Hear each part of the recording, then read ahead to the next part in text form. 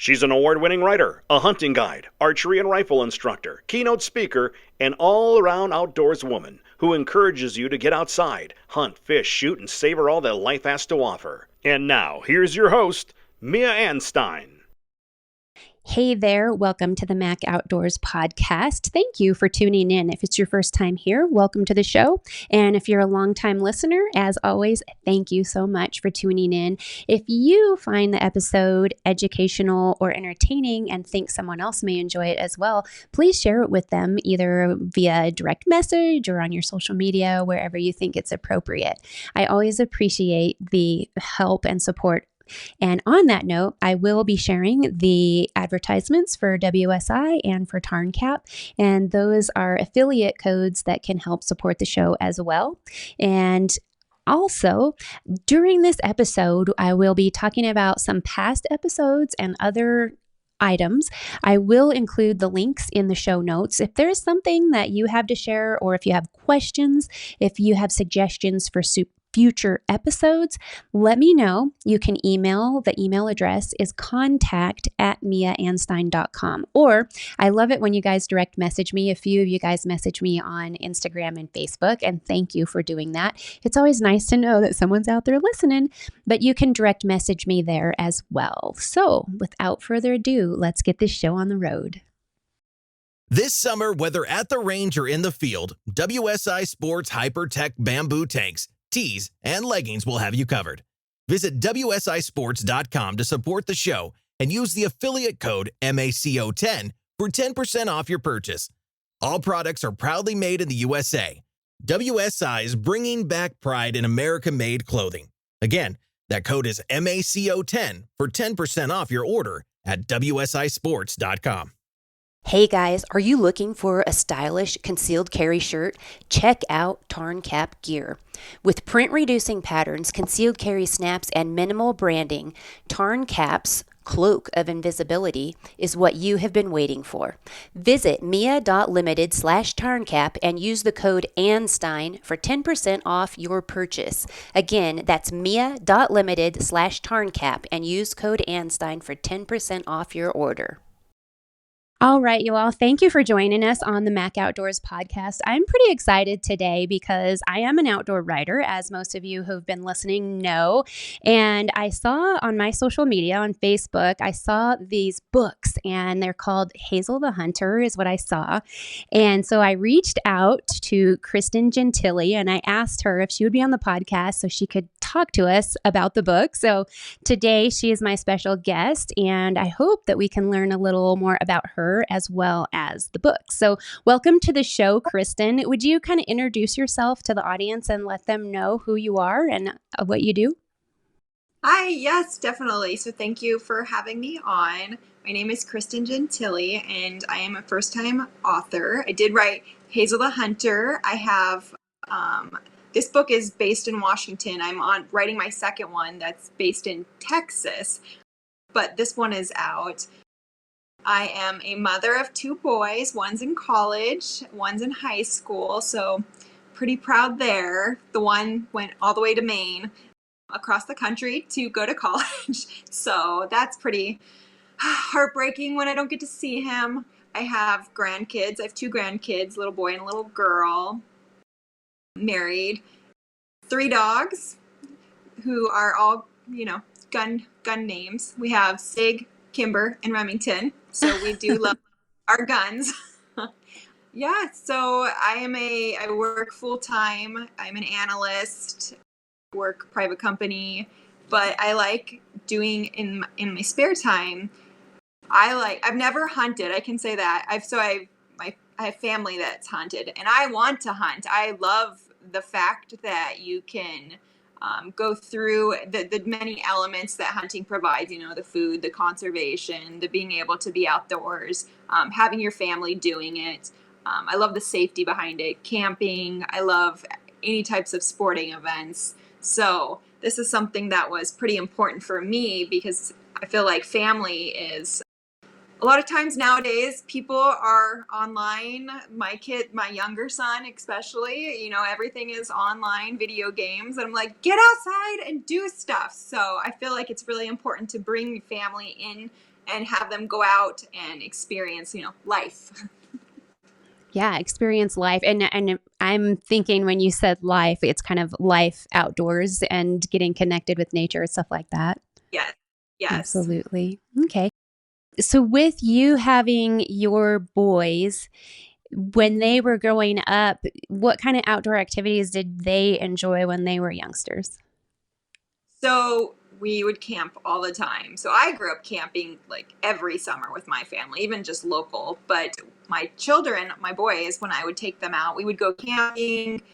We got them into, they had BB guns, learning how to, be safe with that. They had bow and arrows, learning how to be safe with that. Outdoors, quadding, BMXing, fishing. They love fishing.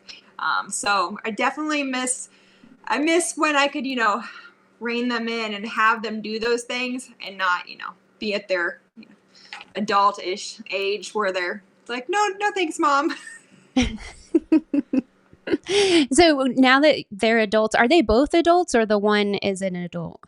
The one's adult. The other one thinks he's an adult, but he's a high schooler. So he's kind of cut ties with, bonding time. It's more of friends. And so, yes. Yeah. But my older one, though, has definitely taken it. He's come back. And so he's going to be a marine biologist. And so he loves nature and he loves that. And he loves the outdoors. He goes hiking anytime he can.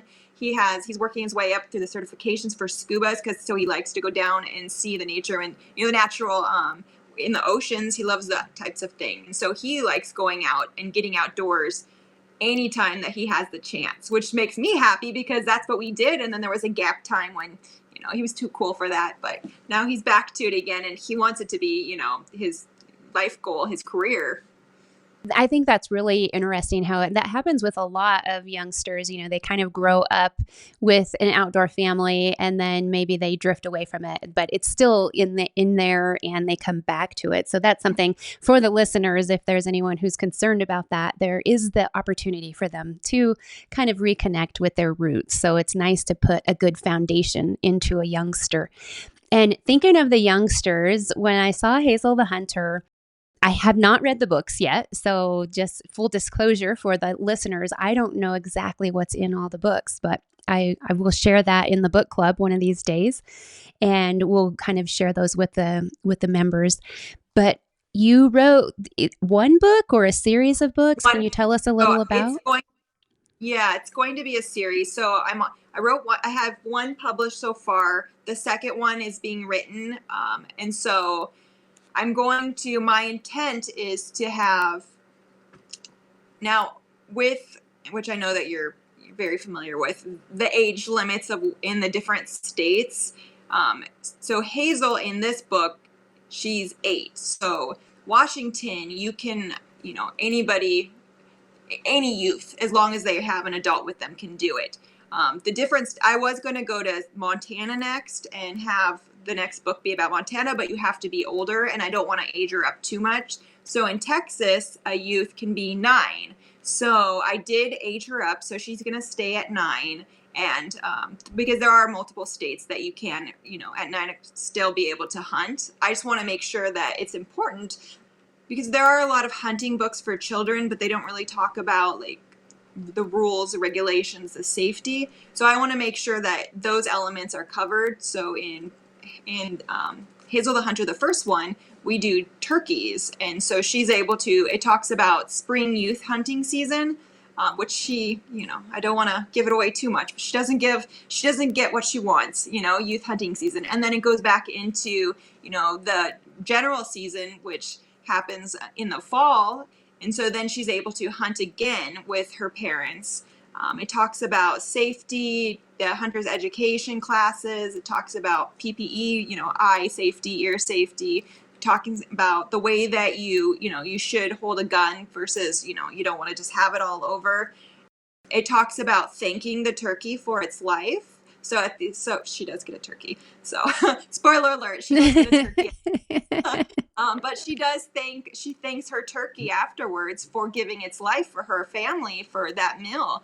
So I think those elements are really important when you're having, those children's books, because it gives the kids, it's not, I'm just going to go shoot something and then have that, right? There's more that goes into it with, learning the education behind it and learning the safety behind it.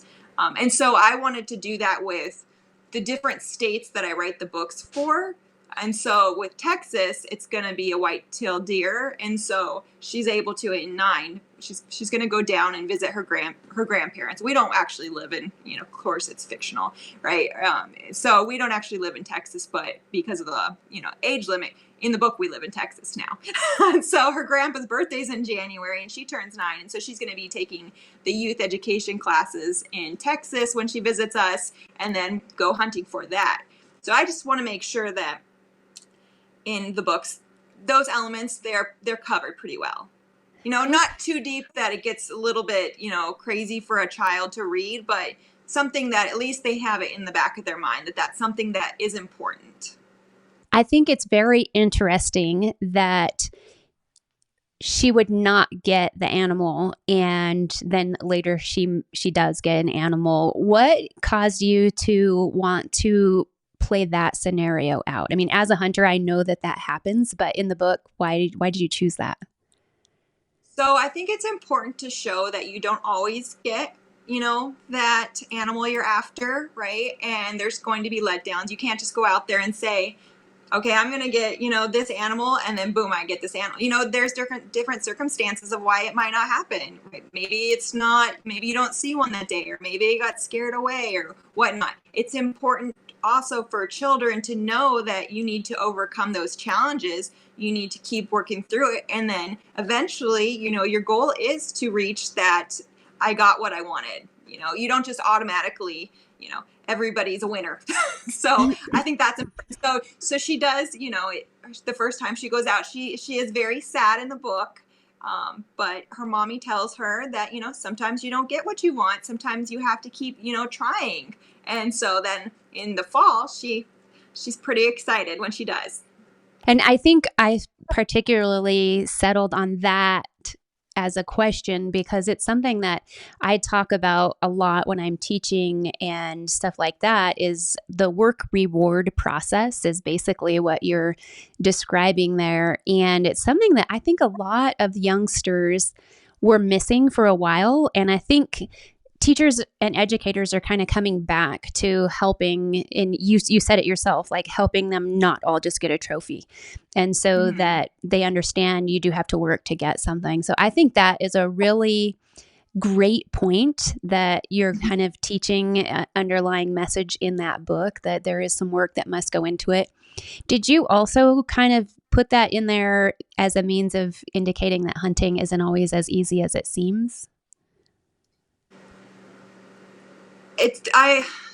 So that is a message that comes across. It wasn't originally my intent. My intent was more of, the focus was, you're not always going to win, but that's definitely a message that comes across. And it is an important message to be able to understand, right? So that's just a byproduct of it that makes me happy. Even though it makes me happy too. Yeah.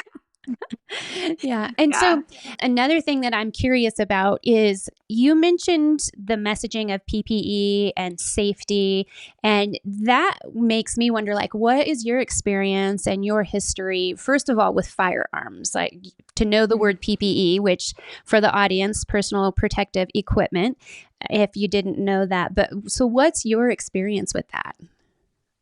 So in my past jobs, have had to wear PPE, so personal protective equipment. So I'm very familiar with safety, right? Making sure you don't lose your eyes, making sure you don't lose your hearing, making sure, like steel toes, helmets, different things, right? I actually got into shooting when I met my husband 13 years ago. So he actually started taking me shooting because he's pretty big into it. Not so much anymore, just because of the times. But he's pretty big into it, and we became members of a local gun club. So I took my lessons there. I took my shooter's education class there, which was very, very much into safety. So when we'd go to the range, we'd always have our earmuffs on or earplugs. We'd always have our goggles, our safety glasses on. When we would go shooting outside, when we would go camping or local areas that allowed and permitted the outside shooting, the same thing. Just because I don't want to have to have my husband. Okay, it's a funny story. So we went camping. It was at my friend's cabin, a private location, right? So there's nothing around. They had a makeshift gun range. My kids, they were shooting at the targets. Well, my husband had to been 20 feet back. And he was sitting down from where they were at. There was a ricochet, came back and cut his lip. He wasn't wearing anything because he was 20 feet back from where they were standing and from where they were aiming. It was probably another 20 feet. So about 40 feet it ricocheted. So PPE is very important. So now even if, you're sitting there observing, then it's really, I believe, important that you wear that stuff, because you never know what's going to get you. And you don't. So Hazel's dad talks about, we don't aim at people because we don't want to shoot anybody. We always have the gun, pointed a certain direction. We always wear our glasses because mommy and daddy would be sad if you lost your pretty eyes. So they talk about, why it's important, because, you never know what could happen. With this book, do you also teach safety at ranges, or is it just pretty much the book you're trying to educate youngsters? Yes, I'm trying to educate through the book. I always thought it would be fun to be, and I thought it would be important for me to be a guns range master. I never got past, after COVID, we actually ended up we stopped going to the gun range, so I didn't actually progress. But it's something that I was looking into because I thought that it would be important and a great mission to be able to. I am actually a trainer partially in my regular job. So I love training. I train adults. But I think it'd be important to train children and youth on a topic that there's so much controversy on that, I feel that's an important thing. And for me, I feel like in the future, that's something that I'm going to work towards still, once we can come back to, life's hectic and chaotic right now. But I'm like, okay, I have a plan. Once my younger one's out of high school, I will have the free time that I'll be able to commit myself again to the things that are important to me. So that is a goal, because I do think it's important. And I do think that too many people are too harsh on the topic, and that, even if you don't hunt, it's still important to understand the elements that are with, gun use, hunting, being able to protect yourself, all the rights. That's something that I was curious about as well in thinking about you writing a book. And you mentioned that you would like to get started or learn about hunting. Have you taken Hunter Ed already, and then you're just looking for the time and the space to learn to hunt, or what kind of steps have you done already? So I've done online, yes. I just haven't actually gone and hunted. Uh-huh. So we have family that hunts, but they do it with their other side of the family. So I don't really have anybody that I know that hunts that would be in a circle that I could partake in. So I've looked into where you go and you meet up with the group and you're specifically learning to hunt. So I've looked into those. There's not too many in Washington that is accessible for me. So I think that maybe, going through and finding another. That's why I think it's important to look at the different states too and what's out there and the rights. And Washington's really not a huge gun fan, so there's just not a. Yeah. And I'm sitting here trying to think, just so you know, I did an Empowered Women's series, and about the past 15 or 20 episodes, I think. And talked about all different ways for women to get involved with either hunting or shooting. And I was just sitting here kind of racking my brain trying to think if anybody mentioned Washington. And I don't remember that in particular, but I will include in the show notes some links to some of those episodes of the groups that have a more broad reach. And then also there are a lot of the groups that welcome non-residents, and some of the events when they're on private land, such as you mentioned Texas about your second book, some of those don't require hunter education for some of the events, depending on what it is. Whereas I know some of the ones where I mentor, it's like we want everybody should take hunter education. So that's kind of how we do ours. But I will share that in the show notes. And I'll also, if I can find any that specifically do Washington State, I'll share that with you directly, Kristin, just so you have it as a resource. Some of the groups, I know in Oregon, I went and taught at Candy Yao. She's been a past guest on the show. She has a ladies hunting camp experience, and people come from all over the country to go to this experience, and they teach how to call maybe turkeys or ducks or different birds. It depends on which instructors she has there, because she kind of rotates and tries to give a variety. But you'll learn how to call, maybe learn how to use the dogs and how they're trained to hunt birds if you're doing upland hunting or something like that. And she also does archery. I taught hunting rifle while I was there. She does tracking and blood trailing, and just a whole different variety of experiences for the ladies.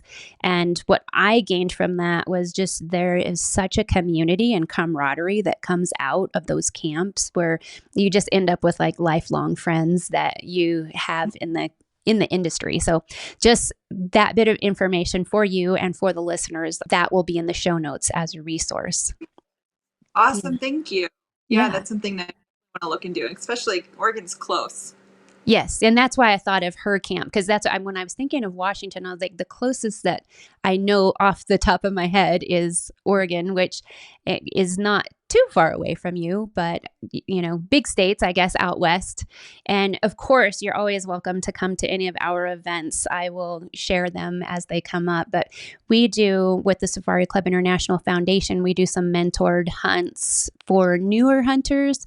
And, you know, if you're new to waterfowl or new to big game or whatever, and we've got some, we're kind of done for this year until fall, and then we'll have some fall events coming up, but I'll let you know about those as well. And so if you're signed up, for the listeners, if you're signed up for the newsletter, you'll see some of those in my newsletters. And for you, Kristin, I can send you those directly, just as I see them in your area, to kind of help you. Because a question for you, what do you see as the biggest challenge to trying to get into hunting?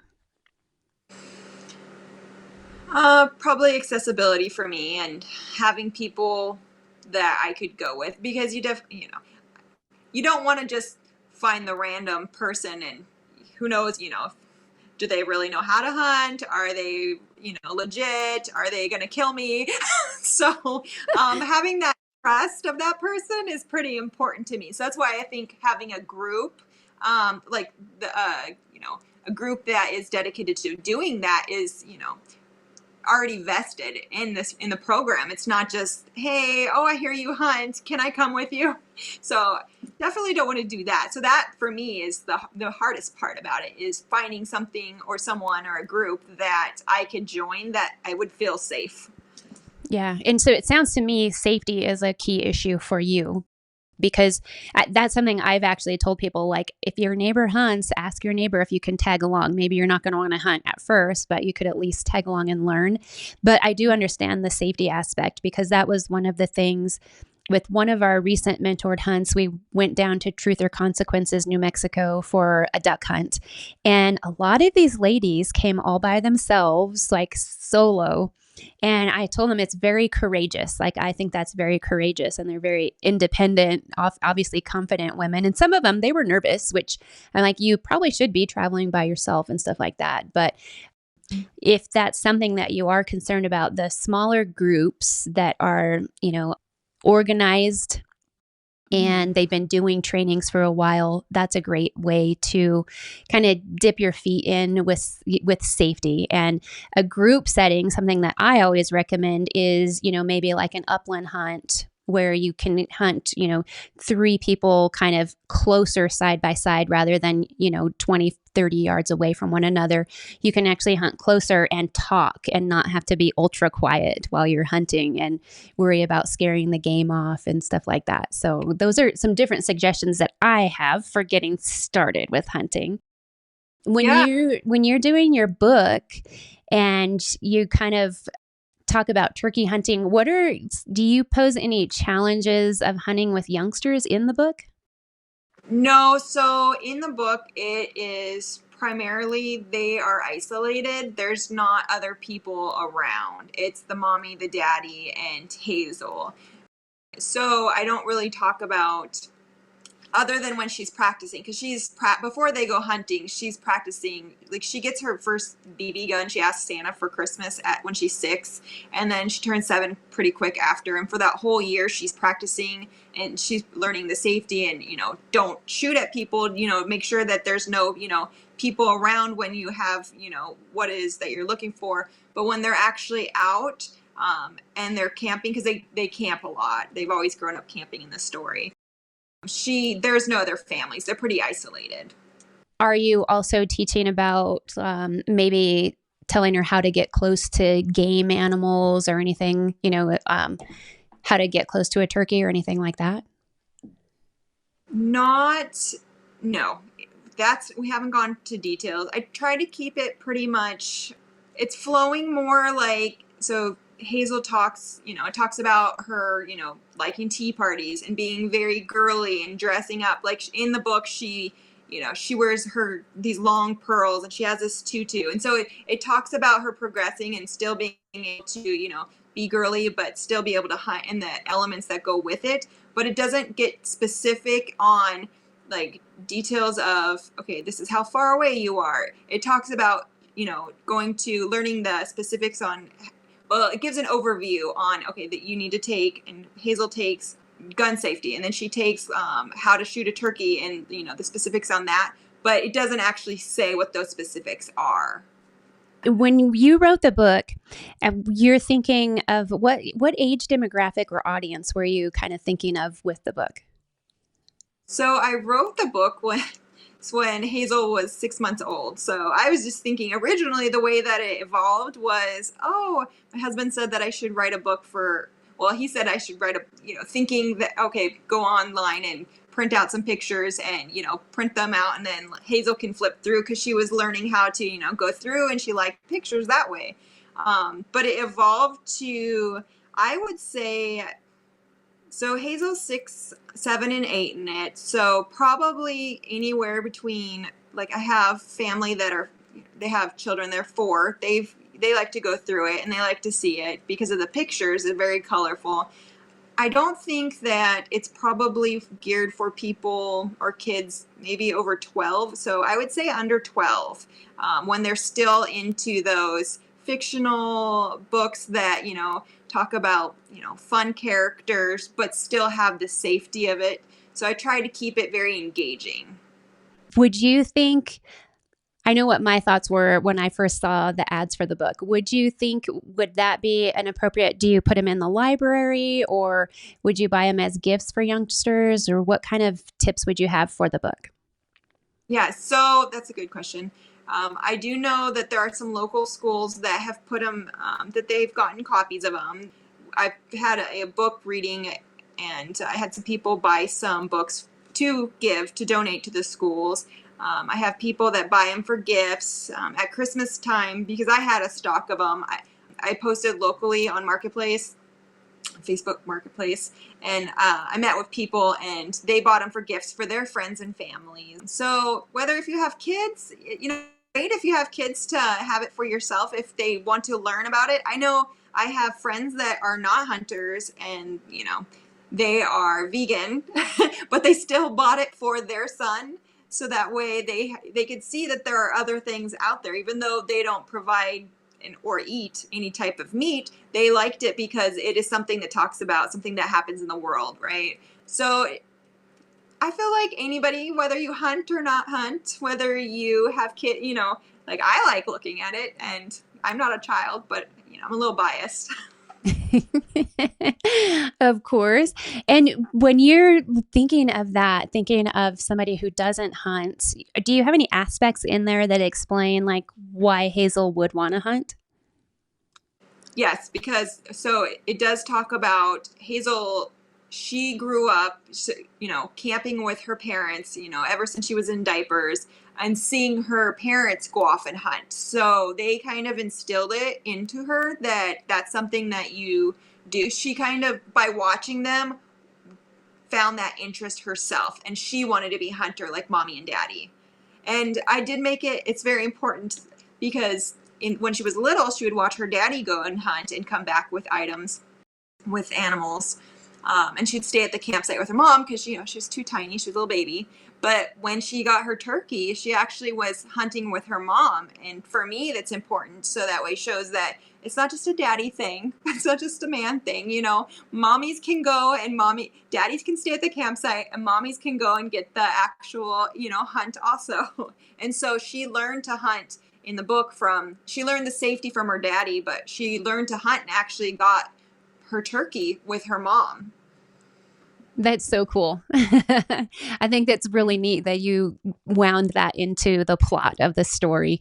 And which leads me to one of the most important questions to me that I was going to ask you in the beginning, and I skipped over already, but I mentioned I'm an outdoor writer. And so were you a writer before you created the book? Or you said your husband, when you knew you were going to be grandparents, that said you might want to write something.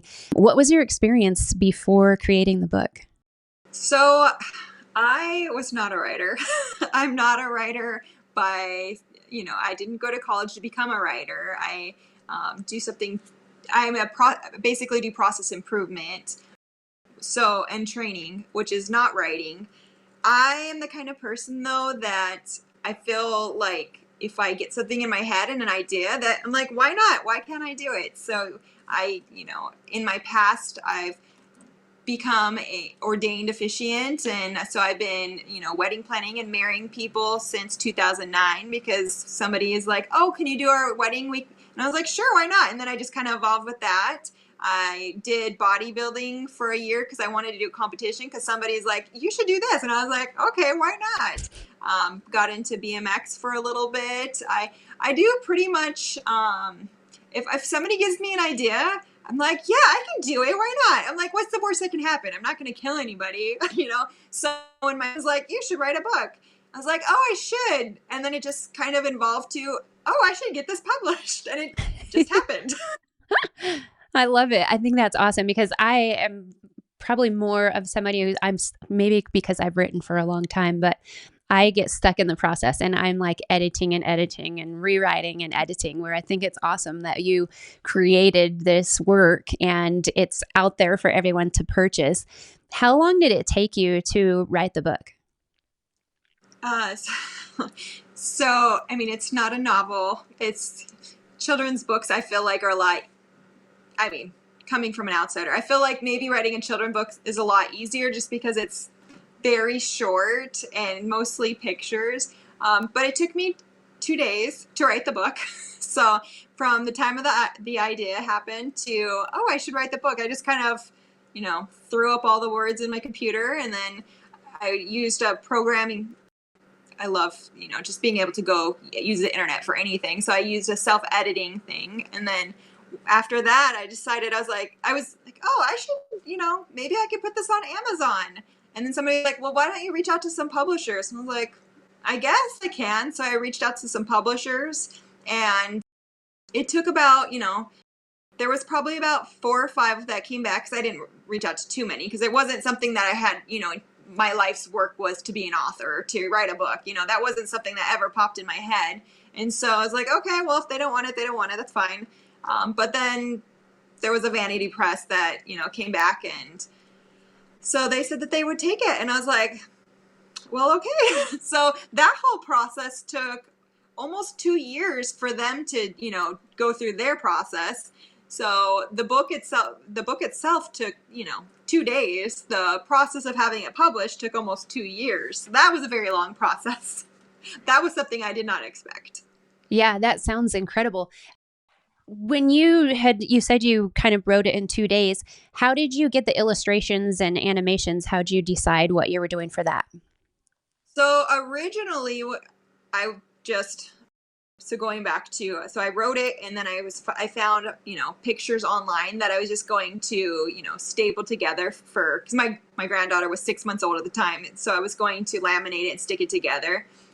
And then after, when I decided that, hey, maybe I could put this on, Amazon, I actually reached out through a online website looking for an illustrator, found one. She created some pictures, which was amazing.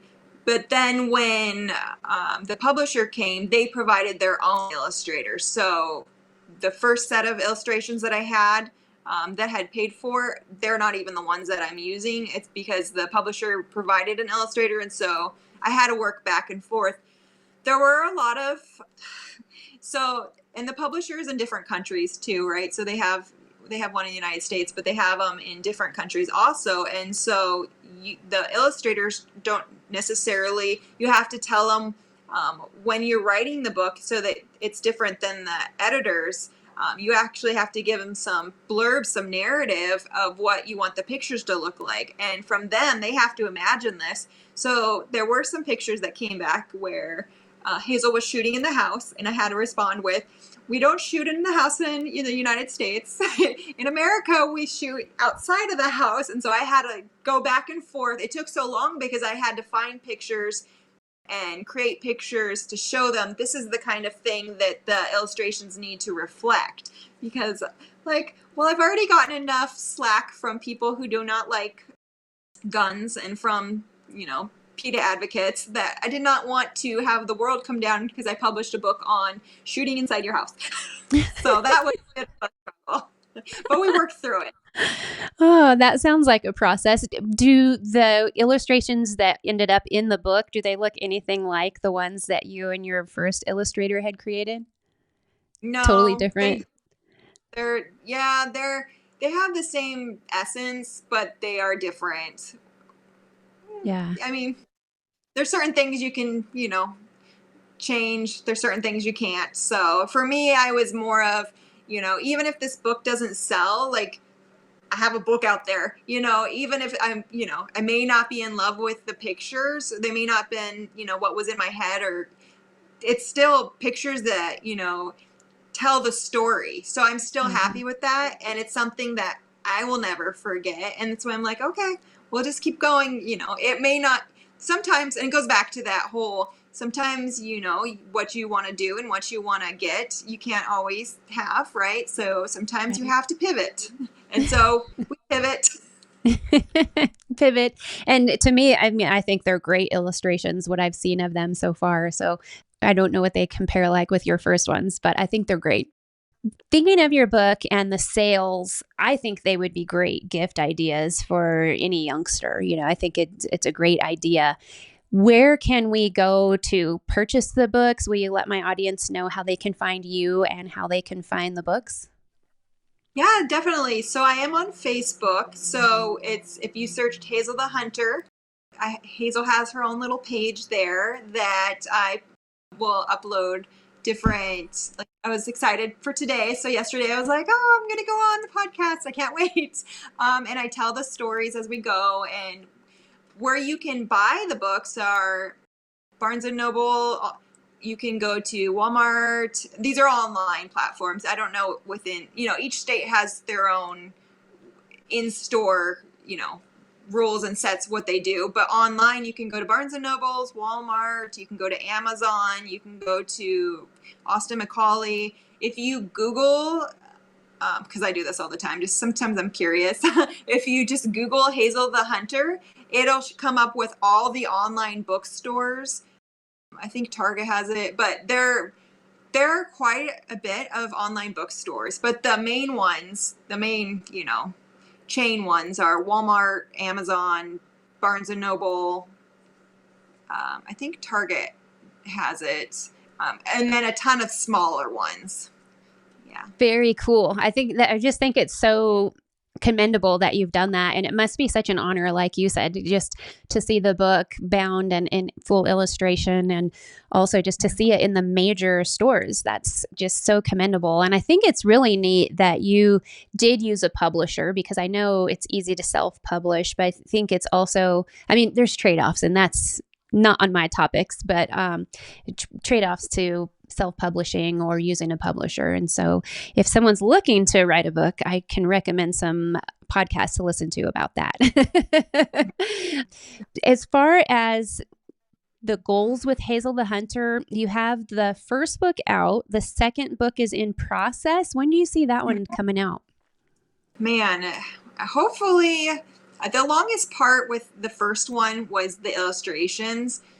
Hopefully the second one isn't as long due to the family already being created, right? So the pictures are basically already created with what Hazel looks like, what the guns look like, what, the outdoor scenery looks like. It would just be getting new pictures that had to, reflect Texas. But getting the main elements of it, I think, since that's already done, I'm hoping, I can't say, but I'm hoping that it would be probably early next year of when it came out.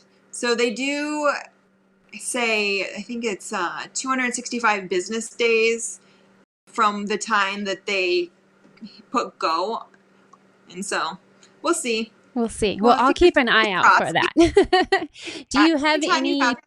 Do you have any plans of adding any other books to the series? You going to kind of keep growing? What other ideas do you have in mind? Yes. So I would like to have Hazel fish. Because you can do that at any age, right? I would like to have all the elements of hunting. I'd like to have her in a state where she can use a bow and arrow. I would like for the readers to be able to see that hunting and fishing, being out there, being able to get the food that you are going after and providing it for your family, I'd like them to see that you can do that in many, many ways. It's not just, I'm going to get a turkey, that's the only thing I can hunt. And I'd like for the readers to be able to see the different states. So, I've thought about and possibly having her, even though there are age requirements within the different states, shadowing. She may not be able to actually hunt in some of them, like the Montana one is older, but she could go with a cousin, right? And she could learn from her cousin. So I would like to have her go around the country and learn, the different things that she could do, and be able to, show the young youth readers that there are different ways that you can do this. That's so cool. I look forward to seeing the whole series. And as I said, we'll add Hazel the Hunter to our book club lineup. This spring, we've kind of been slow because we're revamping and combining with another format so that we have a more broad outlook, but also so I have help managing the book club, because I'm only one person and only so much time. So for the listeners, if you're wondering what's going on this spring, it's just I've been too busy to manage the book club. So we're getting help. And do you have any other parting thoughts that you'd like to share with the listeners? Any tips or advice or maybe asks from you? Yeah, definitely. So when it comes to writing, if it's a subject that that you might be passionate about, but you're not an expert about, what I did is, like for you, I went and followed, I researched out there, and for me it was family oriented, and it was mothers, and it was women that were in those positions. For me, it was doing the research and learning by finding those people and seeing how they do it, and being able to apply it that way, because you can educate through knowledge. I think knowledge is power. Knowledge is important, and if you can find the right resources, it's a really valuable tool. So for those who want to write a book, even if it's something that you have a great idea on, if you want to research the topic, go out there and find people that are in the fields like you.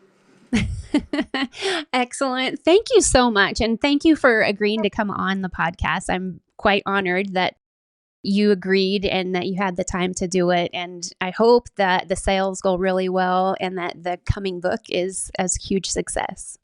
Thank you so much. All right, you all. Thank you so much for listening to Kristin and I talk about the Hazel the Hunter book. If you are looking for something as a gift for a young person, it's something that I think would be a wonderful idea. Books are always great things. I will include in the show notes links to Hazel the Hunter and to the other sites that we discussed during the podcast. And I thank you so much for tuning in and listening to the show. Hey, this is Lloyd Bailey, the Armed Lutheran, host of the Armed Lutheran Radio podcast, reminding you that the podcast you're listening to is a proud member of the Self-Defense Radio Network. Check out all the great content at selfdefenseradio.net.